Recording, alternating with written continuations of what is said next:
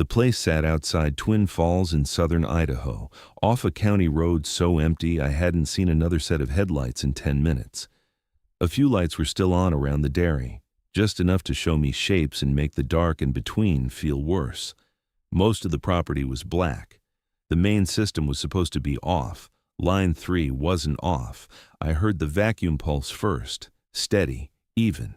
Then, the little twitch from one of the hanging clusters, rubber and metal flexing under pressure. Then I heard a chain give a soft rattle from inside one of the stalls. That whole row was supposed to be empty.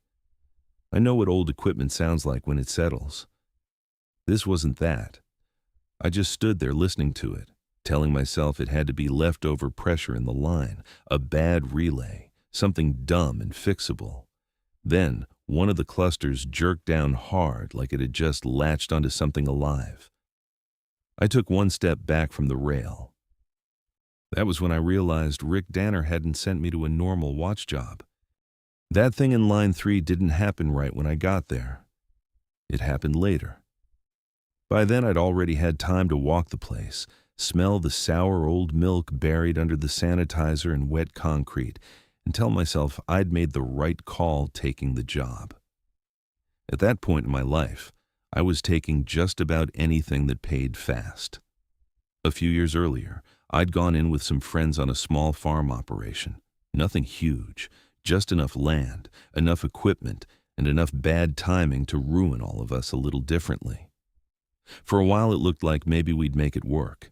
Then feed costs went up, repairs kept hitting at the wrong time, and every month felt like we were shoving money into something that had already decided to die. When it finally folded, I sold the house to pay down what I could, bought an old mobile home with what was left, and started picking up whatever work I could around the Twin Falls area. It was never one thing for long.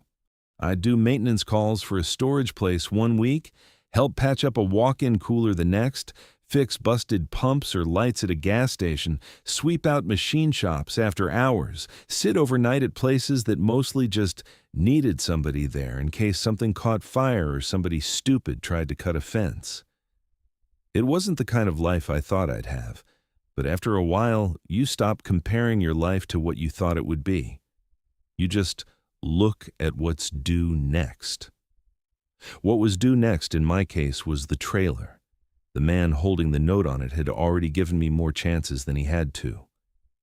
I was behind again, and this time I knew from the tone of the last call that he was done being patient. One more missed payment, and I could lose that too. And that trailer wasn't just where I slept. I know that probably sounds sad if you say it out loud, but it was true. It was the last thing in my life that still felt like mine. Not borrowed, not patched together for the week. Mine. My daughter Lucy was living with my mother, Patricia, out in another town. That arrangement had started when everything in my life started falling apart, and then just kind of stayed that way. My ex and I had been over for a long time by then. There wasn't much left to say about that. What mattered was Lucy was with my mother, safe, fed, in a place that didn't change every few months depending on whether I could keep the lights on. I told myself that was temporary. I'd told myself that for a while. What I couldn't get past, more than the money, more than the embarrassment, was the thought of showing up in front of my mother and my little girl with nothing left at all. The house was already gone. Pride, most of that too. But losing the trailer on top of everything else felt like crossing into something worse. I couldn't sit with that thought for more than a few seconds without needing to get up and do something. So when Rick Danner called, I picked up on the second ring. "You still taking overnight work?" Rick asked. "What is it?" I asked. "Old dairy outside Twin Falls. Few nights, pays quick," he told me. That was about as much selling as he needed to do. Rick wasn't a close friend, not really. More like one of those guys you end up knowing when you do enough patch jobs and short-term work around the same area. He knew who needed a body. He knew who paid late. He knew what jobs were annoying, what jobs were easy, and what jobs people passed around because nobody wanted to admit they were a little off. I should probably tell you now that if he'd sounded more excited about it, I might have asked more questions. But he didn't. He sounded flat, tired, like he wanted the call over with. I noticed that. I just didn't care enough. A shut-down dairy outside Twin Falls sounded simple on paper. Walk the fence, check the panel, keep an eye on the place overnight while whatever legal and inspection mess they were dealing with dragged on. A few nights, quick money, done. I'd taken worse jobs. I'd taken jobs in colder places, dirtier places, louder places. Places where the wiring buzzed overhead all night and raccoons got into the trash behind the building, and you still counted yourself lucky because at least the check cleared. So I said yes fast. Faster than I should have, probably. By late afternoon, I had a thermos of bad coffee in the truck, a flashlight on the passenger seat, and enough gas to get out there and back if I didn't waste any. I remember looking at the trailer before I pulled away. The siding needed work. One of the steps had a little wobble in it. The whole thing leaned just enough that I noticed it every time I came home. Still, it was mine. And a few nights of bad sleep felt a whole lot better than losing the last thing I could still call my own. I headed out toward Black Creek Dairy a little before sundown, with the thermos riding in the cup holder and my flashlight on the seat beside me. Once I got off the main road and onto the county road Rick had mentioned, everything started thinning out fast. Fewer houses, fewer lights.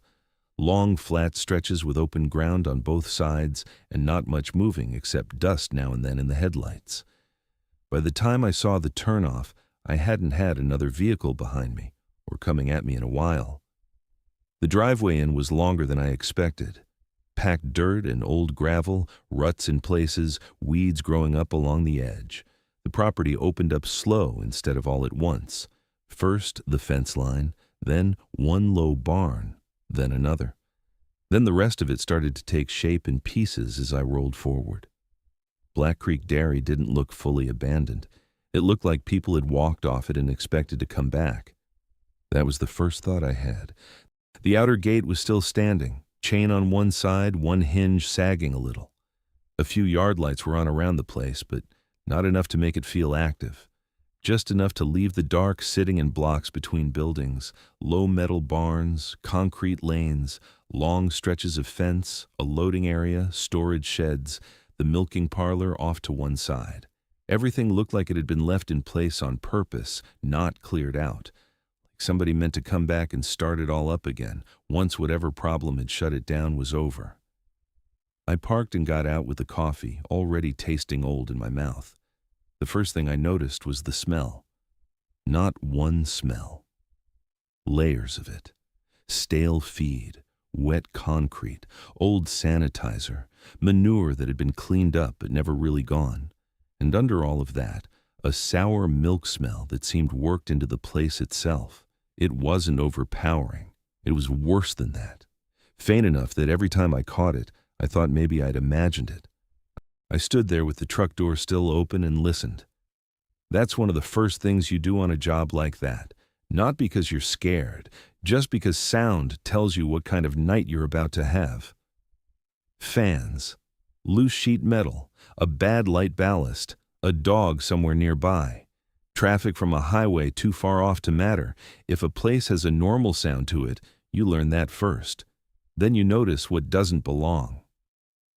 At Black Creek, I heard almost nothing at first. Just a little wind, a faint hum from somewhere deeper on the property, and the soft tick of my engine cooling. I shut the truck off fully, took the keys, and looked at my phone. One unread message. Same number that had been popping up on and off all week. I didn't open it. I just turned the screen dark and slid the phone into my pocket. There wasn't much point reading it out there. It wasn't going to say anything new. It was either a reminder or a warning, and I already knew both by heart. I didn't start my round right away. I stood there with the truck door shut behind me, keys still in my hand, looking over the yard and trying to get the shape of the place before I had to work it in the dark. Outer gate off to one side. Service wall near the parlor. Low barns, concrete lanes, long fence lines, and too much black space between lit areas. The calf section sat farther east than I expected. The cooling room looked tucked in tighter against the parlor than the rest of the buildings. The south side stretched out past the part of the yard where the light felt useful. That was enough to tell me the place was bigger than I'd hoped and emptier than I liked. I checked my phone one more time and still didn't open the message. No point. It wasn't going to change what I owed, and it wasn't going to change why I was there. I remember thinking I'd get the rest of the layout once the handoff was done and the shift actually started. Until then, all I really had was a shut-down dairy outside Twin Falls, a bad smell in the air, and the feeling that the place was waiting to be worked again even if nobody was supposed to be working it. I met Milton Cross before full dark, while there was still a strip of light left over the far fence and the yard lamps hadn't fully taken over yet. He was standing near the service wall by the parlor, with one hand in the pocket of a canvas jacket that had seen better years. Older guy. Lean, gray around the edges, faced like somebody who worked outside long enough for the weather to settle into him. He didn't come over smiling, didn't act like he was glad to see me. He looked at me once, looked at the truck, then looked past me at the property like he was already halfway gone in his head. That was fine with me. I wasn't there to make a friend. I was there to get through a few nights, get paid, and keep my trailer. He handed me a ring with 2 keys on it, then a radio with black tape wrapped around the battery cover. Milton kept his eyes on the parlor. You walk the fences, check the panel, and call if anything on the property actually catches. That was the first thing he said to me. I took the keys and the radio and clipped both where I wanted them. The radio felt older than it should have been for a property that size. The speaker crackled a little when I turned the knob. "That it?" I asked. He took a second before answering. "No." Then he started showing me the place the way somebody does when they don't want to waste steps. No speech, no polished explanation, just short turns, short points, and the assumption I'd keep up. He showed me the outer gate first, then the main panel mounted along the service wall. A few active breakers, most dead. He tapped one finger against the metal door like he was marking it in my head. Then he pointed me down one side path and told me where it would put me if I kept walking. Calf section to the east, cooling room tucked in near the parlor, south fence farther out than I'd want to walk without a good reason, storage and old loading area on the back side. He had the route down in his body. He didn't have to think about it. That part all tracked. What mattered on the job was pretty much what I'd assumed. Gates shut, no cut fence, no smoke, no busted pipe dumping water all over the place, no lights going dead in sections that were supposed to stay lit, no strangers wandering around, no kids screwing around, no one stripping copper. If something looked old but stable, leave it alone. If it looked expensive and on the edge of failing, call it in before it failed all the way. Standard stuff. I remember feeling my shoulders loosen a little during that part, not because I liked the place, I didn't, but routine is routine. Once a job starts sounding like a job again, your brain settles down. That lasted until we reached the parlor. The place had that washed-down, never-clean smell to it. Wet concrete, steel, old sanitizer, stale feed somewhere behind it, and that sour milk smell laid under everything like it had dried into the walls. The rail along the milking line was cold when I rested my hand on it. The rows were empty, hoses hanging, clusters parked where they belonged. The whole setup looked dead enough. Milton didn't touch anything. He just stood there looking at line 3. He pointed toward the milking line. If line 3 kicks on after midnight, you stay outside the rail. I looked at him, then at the line, then back at him. No smile, no little shrug after it, no sign he expected me to laugh and help him out. For a second I figured maybe he was talking about some safety issue. Maybe a bad pressure hold, a failed shutoff, something mechanical enough that a guy stepping inside at the wrong time could get hurt. That made more sense than the way he'd said it. So I waited for the explanation. It didn't come. Instead, he turned and started walking again, and I followed him out toward the calf section. The smaller pens sat in neat runs under low light that didn't reach as far as it should have. Empty gates, feed area off to one side, water lines, trough set low. The place looked cleaner than the rest of the property, but only in the way things look clean after they've been left alone too long. He looked toward the calf section. If the trough in the calf barn comes up cleaned out, don't count the pens. That one got me more than the first one did. Not because it sounded scarier, because it sounded pointless. I stared at the trough, then at the rows of pens beside it, trying to see where a useful thought could even begin in that sentence. If a trough came up empty, why would I count anything? And if I did count, what exactly was supposed to happen then? That was the first rule that struck me as too weird to be useful. I kept that to myself, mostly. "You serious?" I asked. Milton still wasn't looking at me. He was looking at the empty pen run like he expected to find something there if he stared long enough. We moved again. The cooling room sat in a block section beside the parlor with a heavier door and colder air around it even before he opened it. Inside was stainless steel, concrete, drain channels, shut-down equipment, and the tank sitting there like something sealed instead of stored. He nodded toward the cooling room. "If the tank knocks, leave the lid shut." That one landed different. The calf rule had sounded insane. That one sounded specific. Not colorful, not dramatic, specific. Specific enough that I didn't like the way it sat in my head. You don't invent a sentence like that unless there was a reason for it. Maybe not a good reason, maybe not one I'd believe, but not nothing. I looked at the tank lid, then at him. He gave me nothing else. We stepped back outside and started toward the south side of the property. There was less light out there. That had already bothered me on my first look around, and I could tell from the way Milton angled his head toward it that it bothered him too, or had at some point. He glanced toward the south side of the property. "If the south light comes on, don't go out there alone." I stopped walking for a second. That was the one that crossed over from weird to actively annoying, because checking the fence line was exactly the kind of thing I'd be there to do. If a light kicked on where it shouldn't, that would normally mean I had a reason to go look. A broken sensor, an animal, somebody out there moving around. That was the job. He was telling me not to do the job under one very specific condition. That made it worse. I looked out toward the south fence. Couldn't see much from where we stood. Just the idea of distance, wire, open ground, and dark. Then he turned back toward the parlor, and I followed him one last time. The light in there had gone flatter by then, more artificial, less forgiving. The empty stalls looked emptier the longer you stood in front of them. He kept his eyes on me this time. And if something in an empty stall says your name, you don't answer till you see both hands. That was the one that changed the air around us. Up to that point, I could still kind of wedge the rules into some version of reality. Safety issue, property quirk, old man superstition, bad joke delivered too dry. But that one didn't fit anywhere easy. I looked at the stalls behind him and felt stupid for doing it.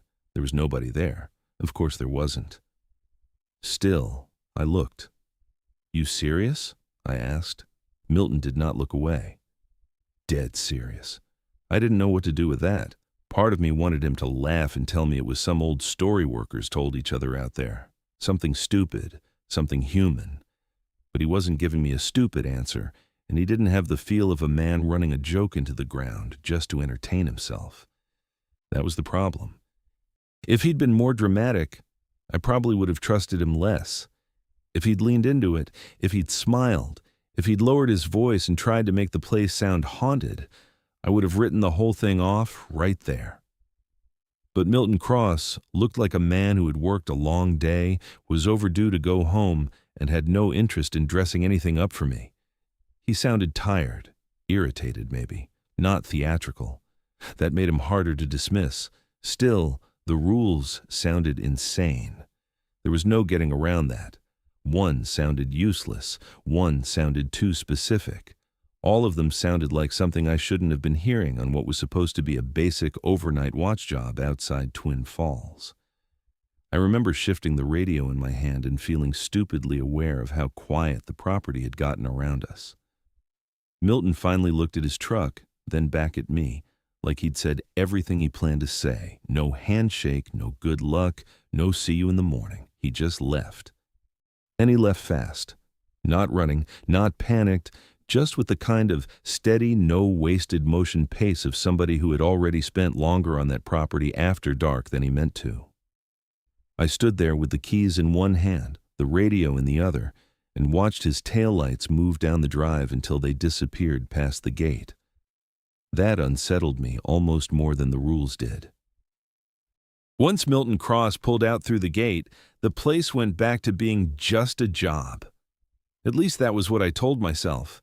That's the thing about a first shift. You don't go looking for the weird version of it right away. You fall back on routine. You find the route, settle your nerves, and start sorting the place into categories. Normal, annoying, broken, worth calling in, not worth the trouble. That was how I handled Black Creek Dairy at first. I started at the outer gate, made sure the chain still sat where it should, then walked back along the fence line with the flashlight low and moving steady. No fresh tire tracks, no cut wire, no signs somebody had been using the place as a shortcut or a dumping ground. Just weeds at the base of the posts, old dirt, and the kind of silence you get once the last little bit of evening is gone and you're fully into night. From there, I checked the main panel. A few active breakers, same as before. Most of the rest dead. Nothing tripped. Nothing humming louder than it should. I stood there another second anyway, listening. Sometimes a panel will tell you something before it shows you. A relay click that keeps repeating, a buzz that wasn't there 5 minutes ago, heat where there shouldn't be heat. I didn't get any of that. So I kept moving. The calf section looked the same as it had at sundown, empty pens, feed area quiet, trough sitting there under the low light, nothing in it but the shadow from the rail above it. I remember slowing down there without meaning to. Not because I thought I was about to find anything. More because once somebody gives you a rule that specific, your eyes go back to the place it belongs whether you want them to or not. I didn't count the pens. I didn't need to. They were just there, lined up where they'd been lined up all evening. Feed side after that. Then the cooling room. That part of the property held the cold better than the rest of it. Concrete block, heavier door, steel inside. The kind of room where sound sits flatter. I opened the door, swept the beam once, checked the floor, checked the tank, checked the lines I could see without touching anything. No fresh leak, no standing water where it didn't belong, nothing moving. Still, I thought about what Milton had said. If the tank knocks, leave the lid shut. I remember looking at the lid longer than I needed to, mostly because I was annoyed that I was looking at it at all. It was just a tank, big, sealed, stainless, dead. The whole room smelled cold and old and faintly sour, the way dairy equipment does when it's been cleaned but not used. Nothing in there gave me a reason to worry. So I shut the door and moved on. By then the place had started settling into that late-night rhythm I knew from other jobs. Light seemed harsher once there was nothing left from the sky. The dark between buildings got deeper. Small sounds started carrying farther. A loose piece of metal somewhere tapped once and stopped. I heard water give a little knock in a line and then go quiet again. Empty places always do that. People who don't work nights think silence is silence. It isn't. Silence has layers. You learn which ones belong. That was what I kept telling myself. Old systems misfire. Pipes hold pressure. Half-dead lights stay on years longer than they should. Empty buildings make noises that sound worse at 1 in the morning than they would at 3 in the afternoon. I made another loop. Outer gate, fence, panel, calf section, feed side, cooling room, parlor. It was just after midnight by then. I know that because I checked my phone and saw the time before I put it away again, without opening the unread message still sitting there. I didn't need one more reminder about money while I was already out there doing the only thing I had lined up to fix it. The parlor was the last stop on the loop. From a distance, it looked the same. Flat light, still air, rows empty. Then I got closer and heard it. A vacuum pulse. Steady. Even. I stopped walking before I even fully knew why. It wasn't loud. That was part of what made it worse. Not a burst, not a grind, not the kind of ugly mechanical noise that would have let me write it off as something failing. It was cleaner than that, more regular, like a system that knew exactly what it was doing. I moved up to the rail and looked in. Line 3 was lit. Just one indicator, but that was enough. Pressure live. One section awake in a system that was supposed to be down for the night. The hanging clusters sat in place, but one of them gave a small twitch while I watched, rubber and steel flexing under pressure. I stood there another second and listened. Then I heard the chain. Soft little rattle from inside one of the stalls. Not constant, not wind. Just one brief shift that sounded too much like weight moving where no weight should have been. That whole row was supposed to be empty. Milton had said it. The place itself said it. You could see it. I didn't step inside the rail. That mattered more later than it did in the moment. In the moment, it just felt like half obedience and half caution. Maybe it was a safety thing after all. Maybe the system kicked on weird and somebody had gotten hurt in there once. I could respect that without buying the rest of his rules. So I stayed where I was and kept trying to make it mechanical. Leftover pressure in the line, bad relay, delayed cycle, some piece of the shutdown process not fully taking. Farms are full of systems layered over older systems. Somebody bypasses something temporary, then the temporary part stays there 5 years. Somebody kills one line but leaves another one live because they mean to come back on Monday and never do. I'd seen worse setups than that. I know what old equipment sounds like when it settles.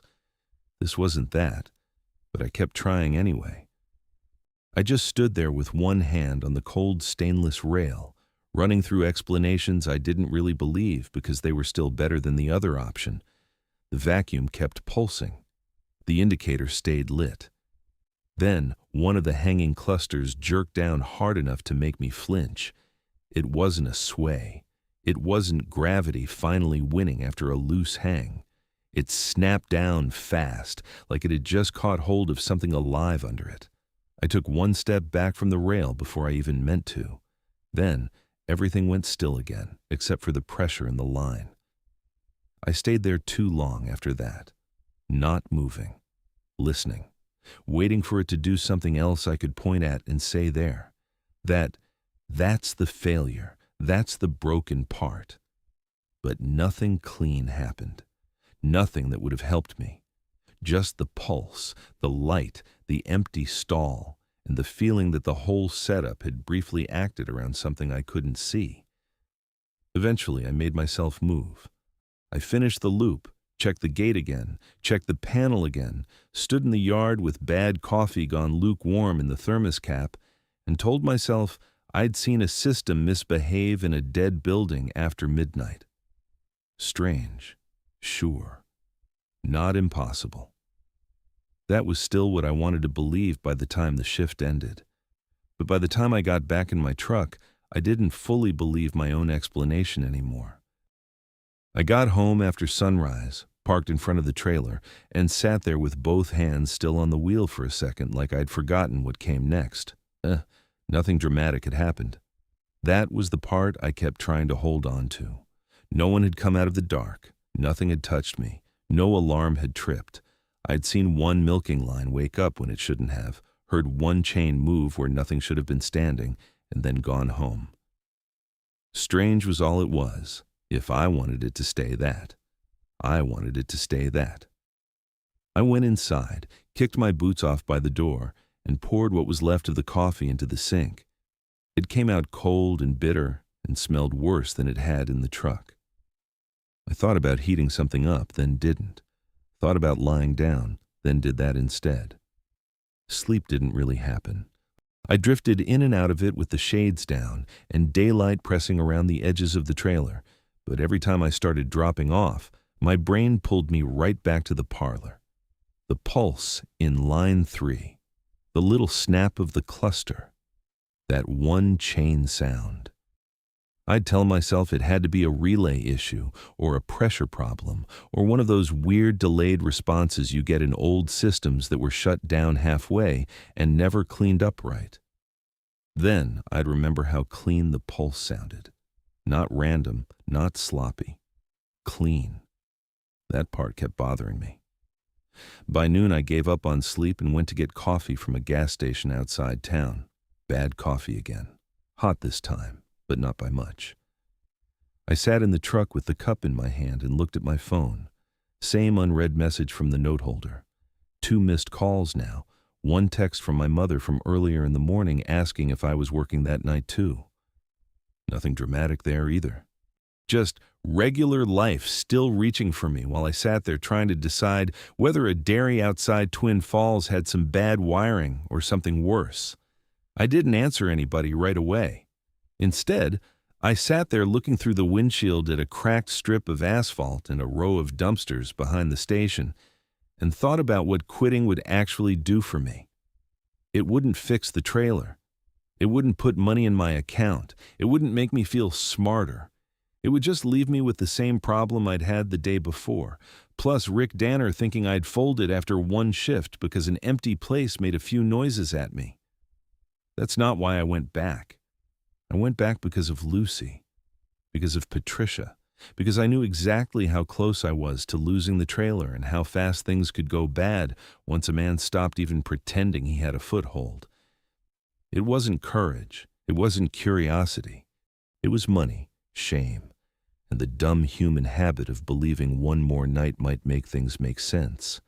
By the time the sun started dropping again, I was back on the county road with the thermos beside me, and the same feeling in my stomach I used to get before opening bills I already knew I couldn't pay.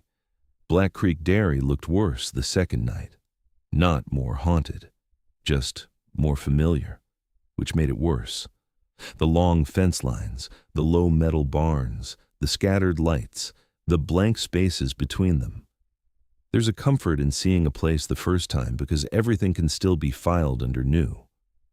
The second time, you start noticing what your body already remembers, where the dark sits, which building seems to hold the sound, how far the walk is from the panel to the south side, where the air gets colder for no good reason. I parked in the same spot, stepped out, and stood still for a second.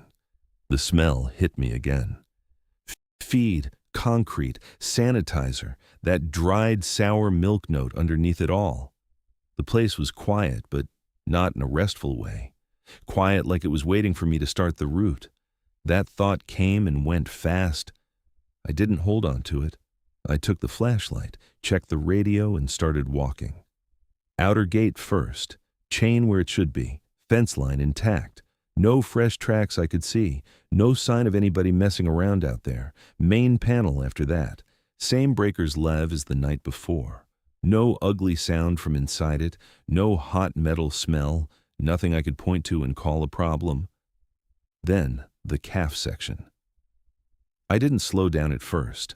I told myself I wasn't going to let one old man's weird list run my whole shift.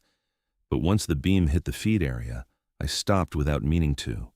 The trough had been cleaned out, not half messed with, not blown into by the wind, cleaned out. Whatever had been in there was gone down to the dull, scraped bottom. I just stood there staring at it. The calf section was still empty.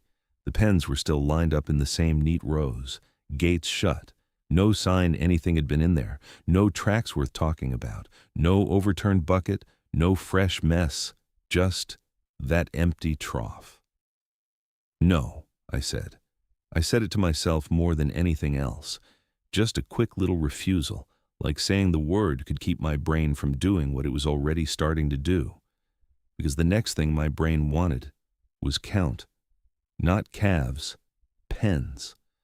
I wanted to run my flashlight down the rows and count them one by one, just to prove the rule was stupid, just to show myself there wasn't anything to be gained from not looking straight at what was in front of me.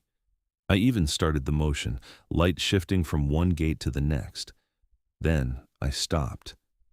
It wasn't fear exactly, more like a sudden spike of common sense. Milton hadn't told me not to count the pens because he thought numbers were evil.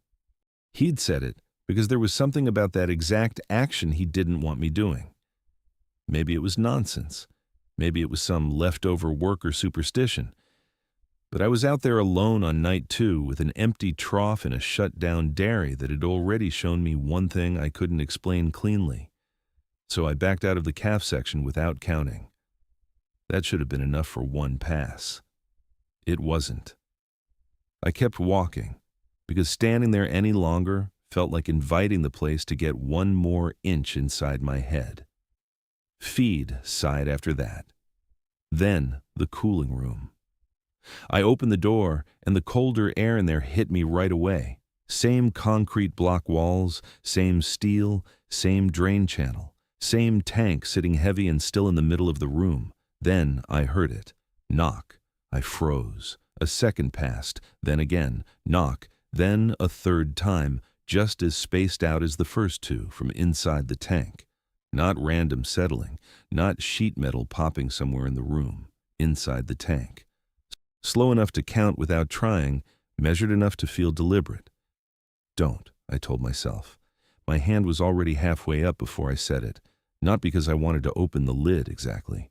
More because when something makes a sound inside a sealed metal tank, every practical part of you wants to check it. Loose part, condensation issue, pressure, some stupid thing that'll look obvious the second you see it.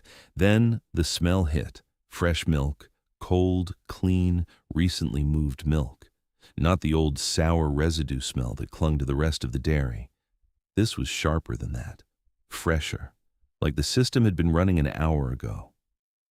I stood there with my hand hanging in the air and every nerve in me arguing with every other one. My job said check it. The rule said don't.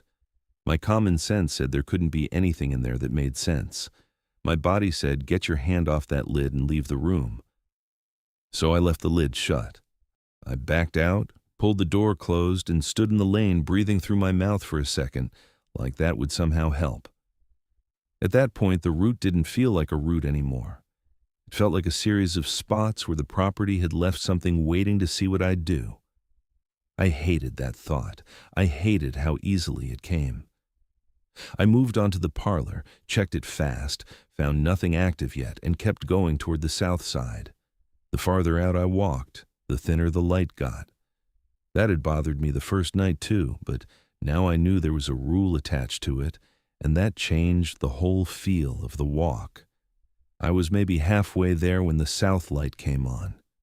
It didn't flare, didn't pop.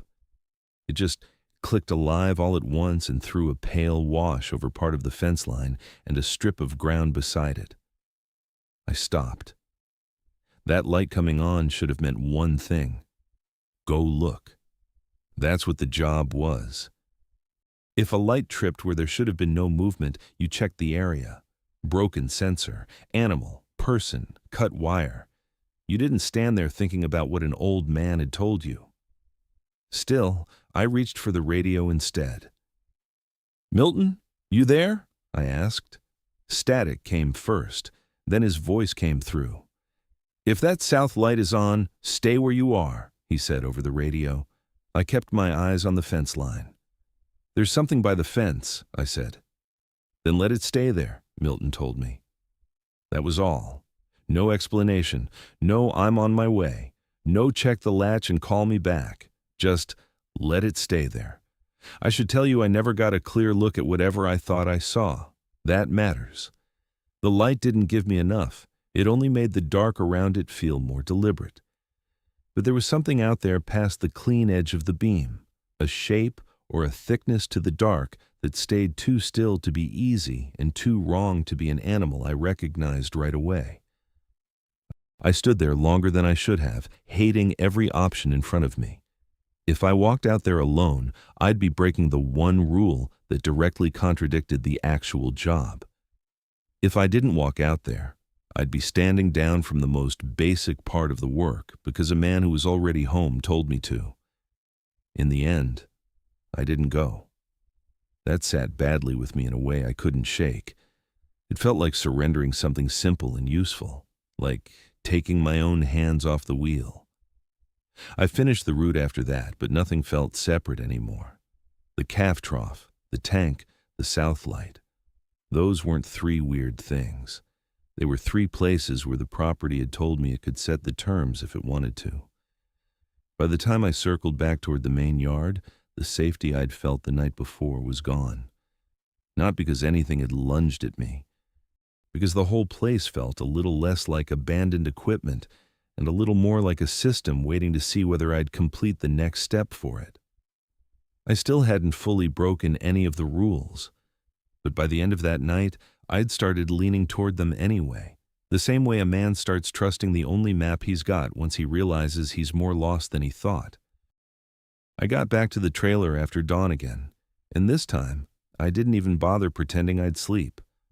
I showered, stood there too long with the water running, then shut it off and just listened to the pipes tick in the wall while the trailer settled around me. That should have been ordinary. It wasn't, not after Black Creek.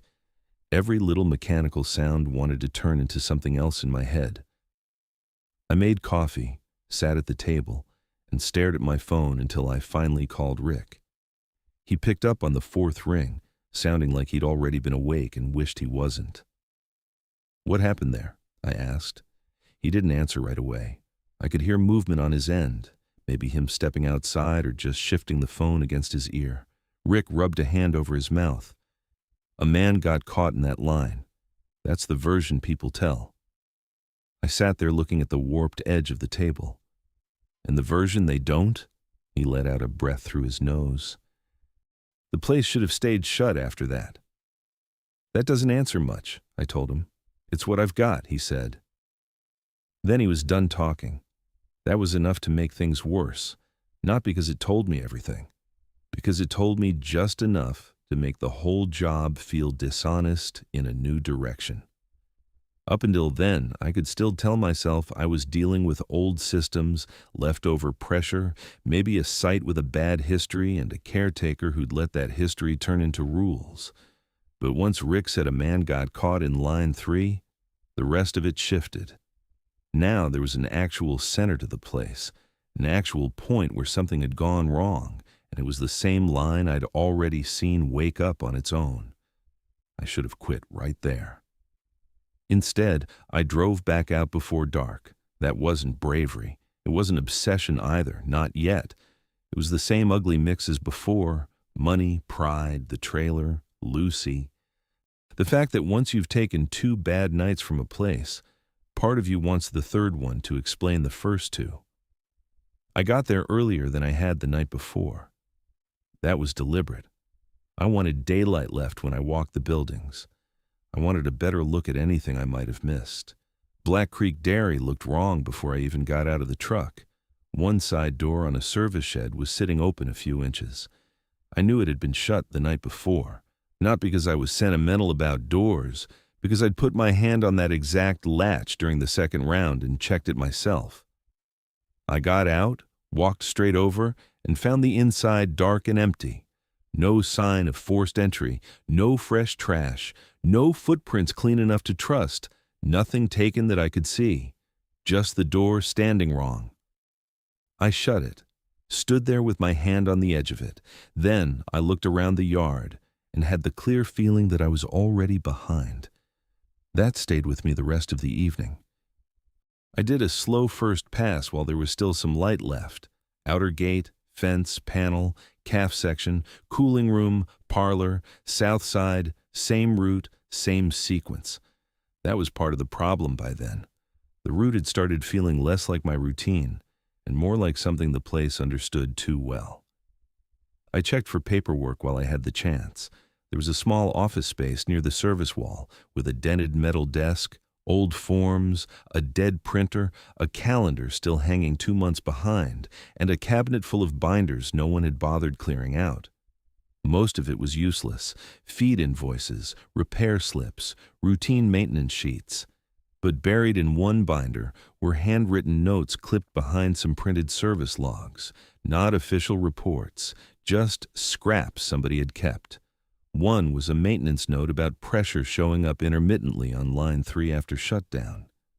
Another mentioned an unexplained alarm condition that didn't repeat once daytime staff came in. Another had a line scratched in the margin beside a parlor inspection note: "Do not send anyone in there alone after midnight. No signature, no explanation." That was bad enough.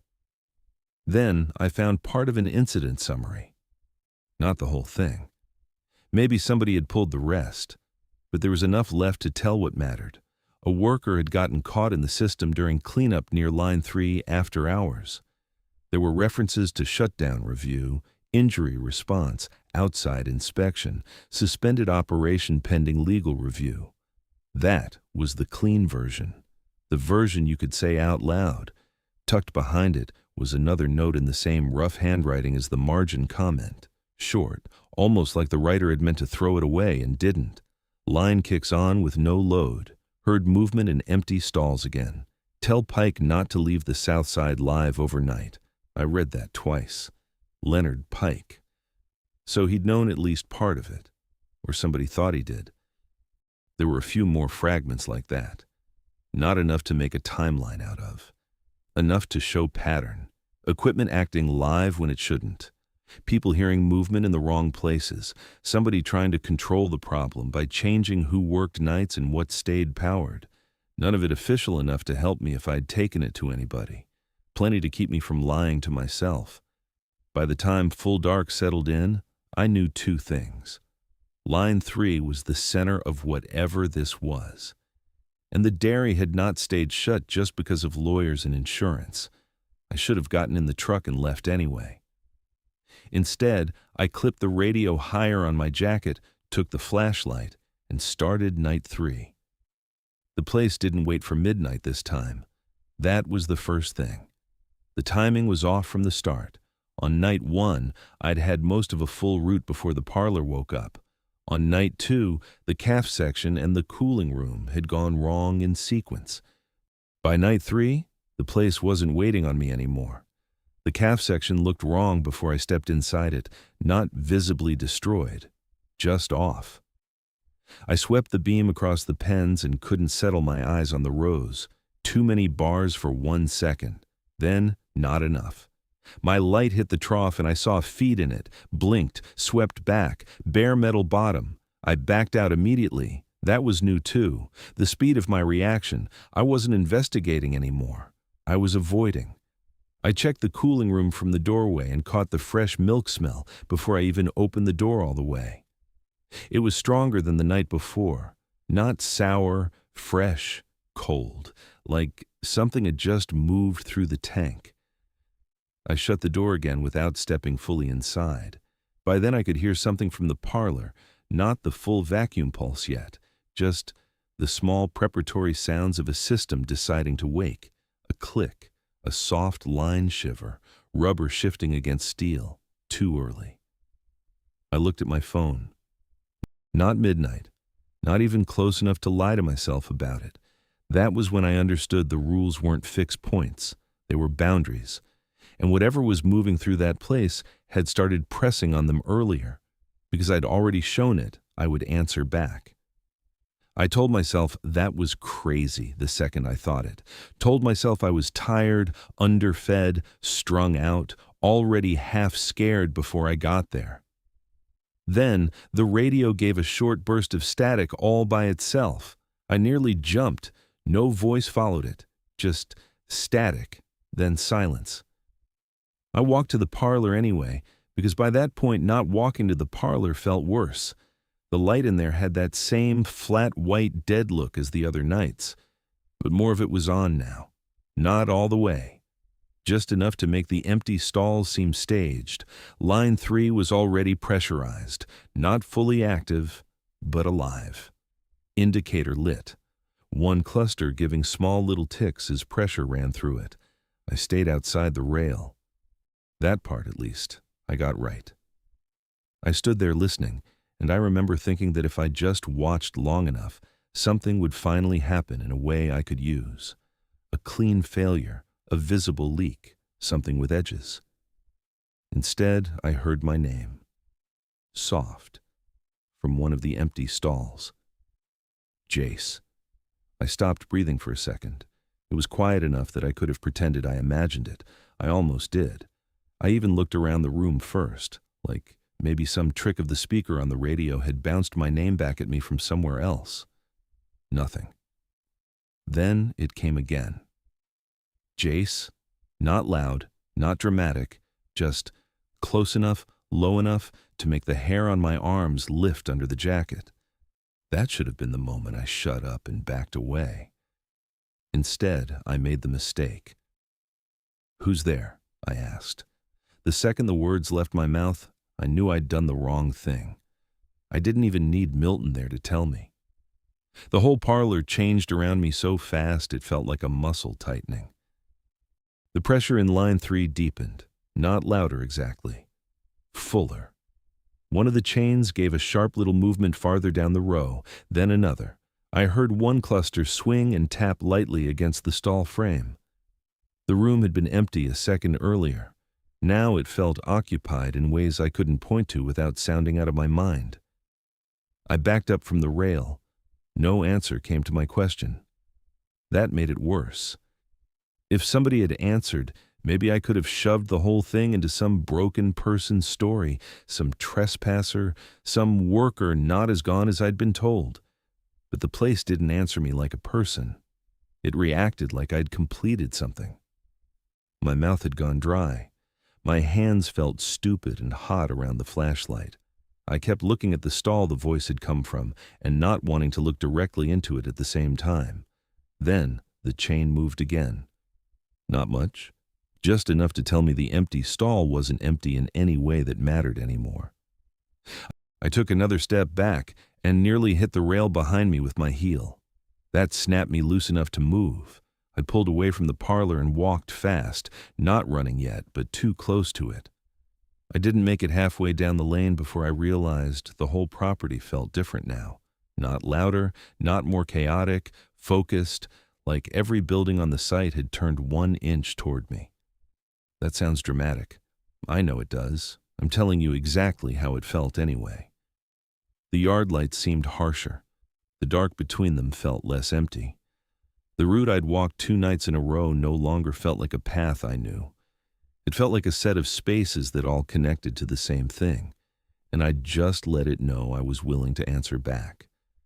I kept moving, checked nothing cleanly, circled wider than I meant to, and found myself stopping near the service wall because it was the only place that still felt halfway like part of a real job.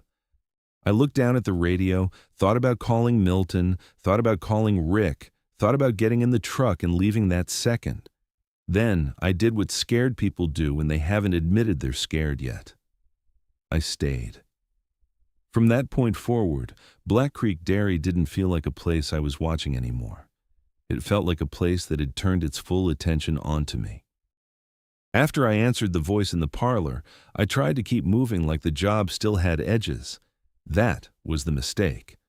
Up to that point, even with everything else, I could still pretend the rules were about places.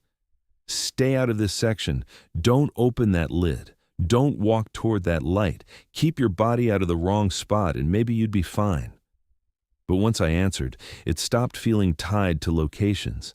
It felt like the whole property had learned the sound of me giving something back. I made myself walk another loop because I didn't know what else to do. The service wall. The lane behind the parlor. The cut over toward the calf section. My flashlight beam looked jumpier than I wanted it to. Not because my hand was shaking that bad, but because I kept checking one thing and then another before my brain finished with the first one.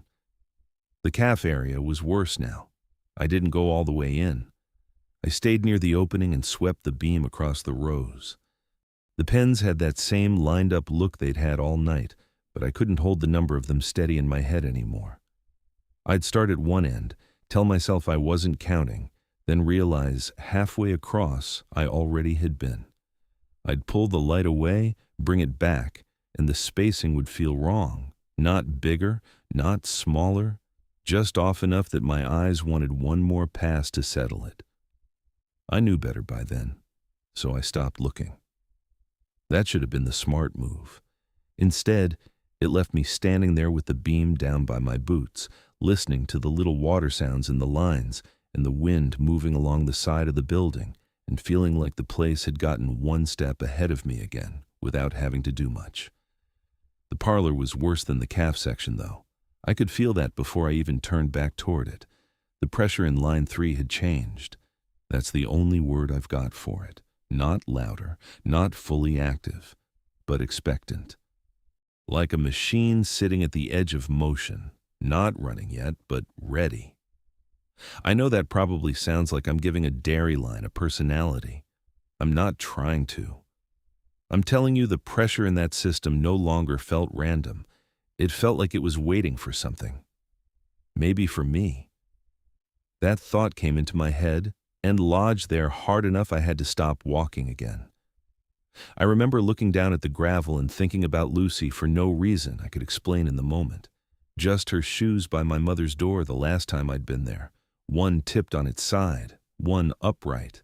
Some dumb little detail like that. That was the kind of thing that started getting to me once I was tired enough and scared enough. Not the big dramatic thoughts, small ones, the kind that made it easier to picture how far away my real life was from where I was standing. I don't think the thing in that dairy knew everything about me. I don't think it had to. It had enough. When I heard the voice again, it wasn't the same as before. The first time it had just sounded like something using my name. Flat. Close. Wrong. This time it came small and soft from the direction of the parlor, and the second I heard it, my whole body locked up in a way fear alone hadn't managed. Dad? I didn't move. I didn't even breathe right for a second. It wasn't loud. That was the worst part. If it had come echoing through the building like some cheap movie version of a child's voice, I might have held onto my head better. But it didn't. It came ordinary, small, a little unsure. Close enough to Lucy that my brain went to her before anything else had a chance. I turned toward the parlor without meaning to. That voice hit every bad thing in me at once. The trailer, the missed calls, Patricia carrying more than she should have because I couldn't get my life back under me fast enough. Lucy growing up in somebody else's house while I told myself temporary meant something. All of it landed together in one stupid human reflex. Go toward your kid, answer your kid, fix it. I took 2 steps before I caught myself. The rail came into view again, the flat white light, the empty row. Line 3 sitting there under pressure like it had been waiting for me to come back. Then the voice again, softer. Are you coming? That was close enough to real that my throat closed up. I wish I could tell you I stayed calm and thought it through. I didn't. My mind split clean in 2. One side knew exactly what was happening, not in some grand supernatural sense, in the practical sense. Something in that dairy had figured out what got me moving fastest. The other side didn't care. The other side only knew that if there was even the smallest chance I was hearing something connected to Lucy and I stood there doing nothing, I'd never forgive myself for it. That's the kind of shame it used, not just the shame I already carried, the deeper one, the one underneath it, the one that tells you maybe you've already failed enough that the next failure will be the one that proves what you really are. I could feel that working on me while I stood there. I took another step toward the rail. Then I saw the stall. Not clearly, not all at once, but enough. The voice had come from farther down the row this time, one of the empty stalls on the same side where I'd heard my name earlier. I kept trying to focus on the space inside it, and every time I thought I had it, some part of the shape there refused to settle. Too much dark in the wrong place. A suggestion of height, then less. Then the feel of something leaning just out of where the light stayed clean. I thought about what Milton had said. Don't answer till you see both hands. That rule had sounded ridiculous when he gave it to me. Childish, almost. Like the kind of thing you'd tell somebody because you wanted the sentence itself to stick in their head. But standing there, halfway between fear and something uglier than fear, I understood why a rule like that would exist without understanding anything else. Because it gave you one thing to test when the rest of your mind was already going bad. I stared harder into the stall. Nothing clean came into view. No person, no child, no small figure standing there waiting for me. Just the sense of shape shifting wrong in the light and the absolute certainty that if I stepped inside that rail trying to confirm what I wanted to hear, I wasn't doing it for Lucy. I was doing it because whatever lived in Black Creek Dairy had found the one part of me still dumb enough to move before it thought. My voice came out rough and thin. No. The second I said it, the pressure in line 3 changed again. Not a burst, not a shutdown, more like a small tightening, like the place had tested a weak point and found resistance instead of surrender. I backed up from the rail. My legs felt strange under me, too light and too stiff at the same time. I kept my flashlight trained low because I didn't want another look into that stall if I could help it. The voice didn't call again right away. That almost made it worse. It let the silence sit there with me, let me feel how close I'd come to walking exactly where I wasn't supposed to. That was when I understood the thing in the dairy wasn't just calling out at random. It was building itself out of whatever in you was easiest to move, and for me that was Lucy. I didn't run right after that. That's something I've gone back over a lot in my own head, because from the outside, it seems simple. You hear something use your daughter's voice in an empty stall, you leave. End of story. But by then, Black Creek Dairy had already spent 2 nights teaching me the wrong lesson. It had taught me that every bad thing there came wrapped in just enough ordinary logic to make me hesitate. A pressure line can misfire. A trough can look different in bad light. A tank can make noise. A motion light can trip wrong. A man can answer the wrong thing before he thinks. That was how it worked. Not by appearing all at once and proving itself, by getting you to help. I stood there outside the rail with my heart hammering, and that truth started locking into place in my head harder and faster than anything else had all night. Not because I'd solved some mystery, because by then I had enough pieces to stop lying to myself. The thing in that dairy didn't just sit there haunting it. It moved through the systems, through pressure, through lights, through routine, through the little automatic parts of a person that make them check, count, answer, confirm. It needed me to do part of the work for it. That was what the rules were for. I can't tell you when exactly I understood all 5 at once. It wasn't one brilliant moment. It was more like the whole shape of it finally came into focus because I was too tired and too scared to keep arguing with what I'd already seen. Line 3 was first. That part was easy. Whatever had happened in that dairy, whatever had stayed behind after the accident, it was strongest there. That was the center. The place where the system had once closed around a living body and where something in the mechanics had never gone all the way dead afterward. The line didn't just wake up at random.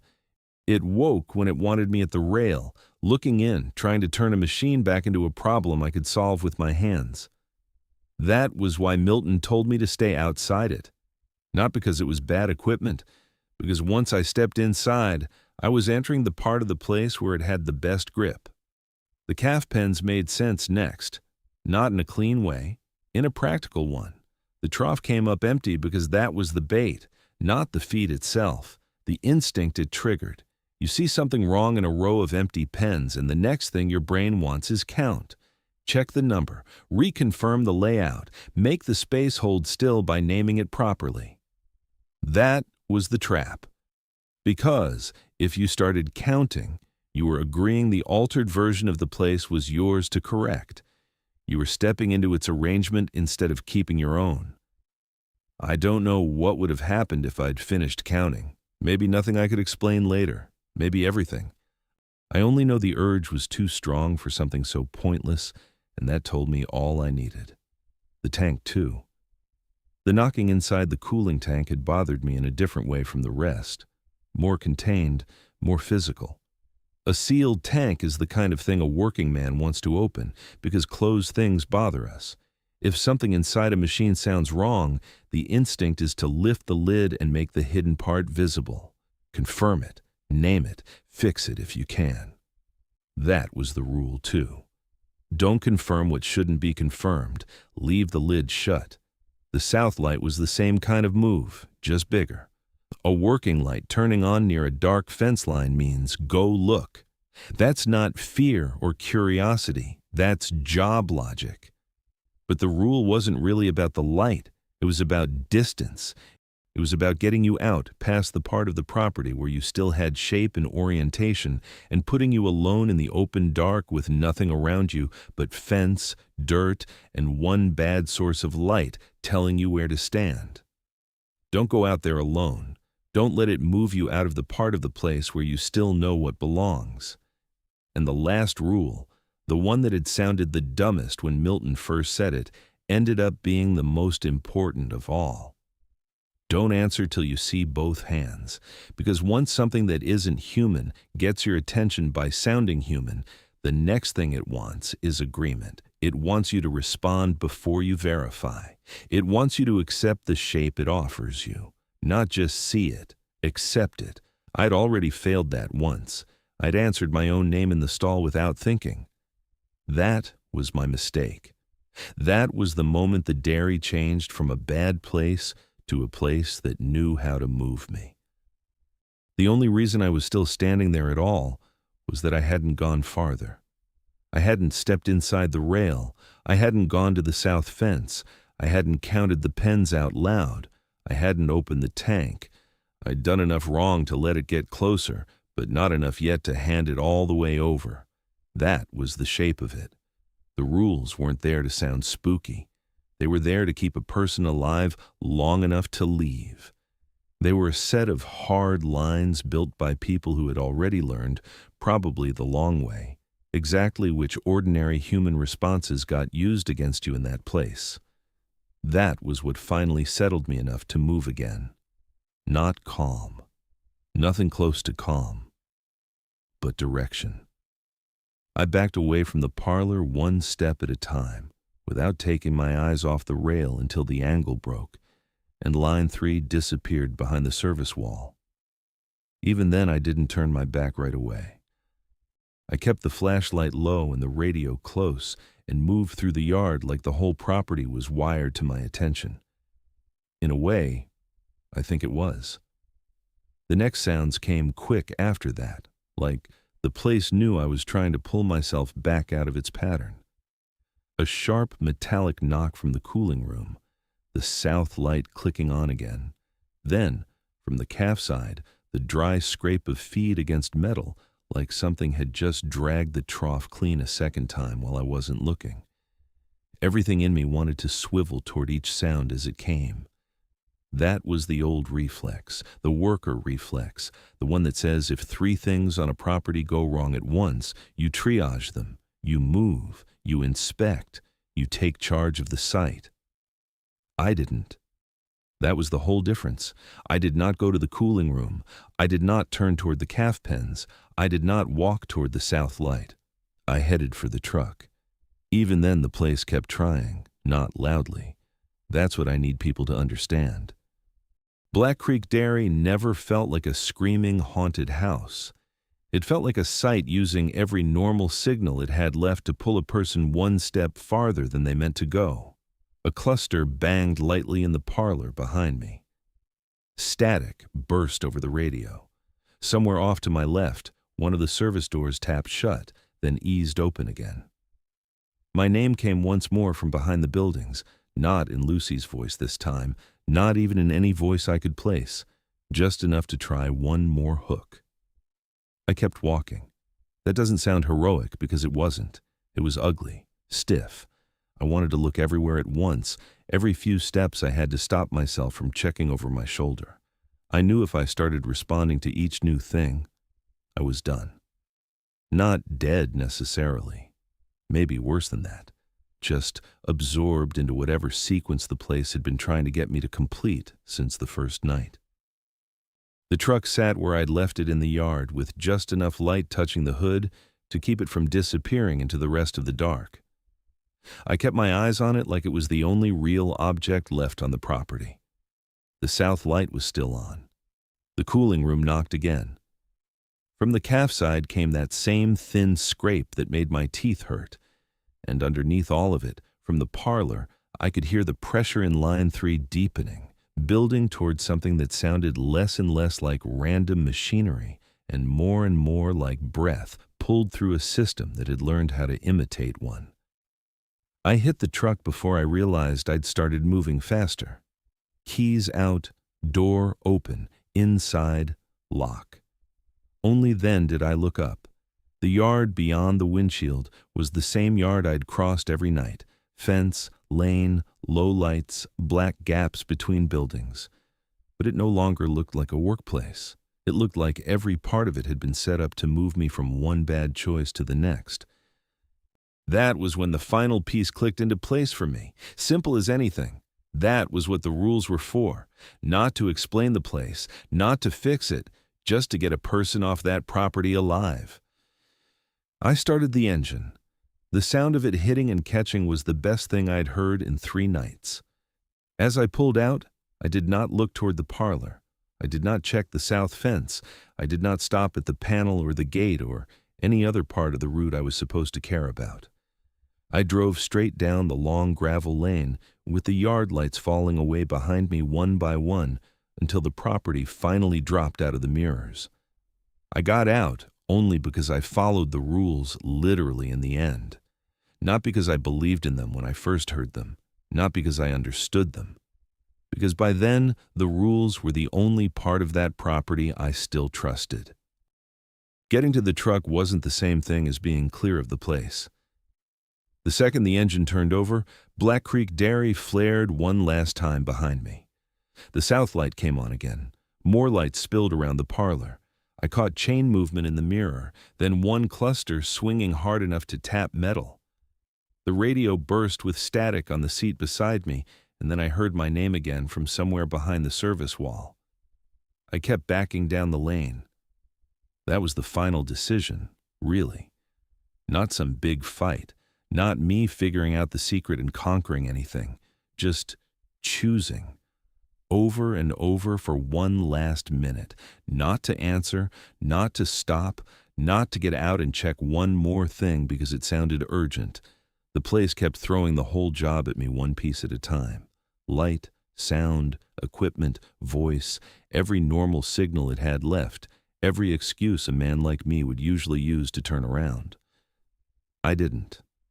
I drove out through the gate and didn't stop until the county road put enough distance between me and Black Creek Dairy that I couldn't see the lights in the mirror anymore. I never went back. I slept some the next day, but not well. Every time I drifted off, I'd hear a line pressurizing somewhere just out of sight and come awake with my jaw locked. Sometime that afternoon, my phone rang from a number I didn't know. I let it go once. Then it rang again. I picked up. Leonard Pike kept his voice level. "You'll be paid for your time."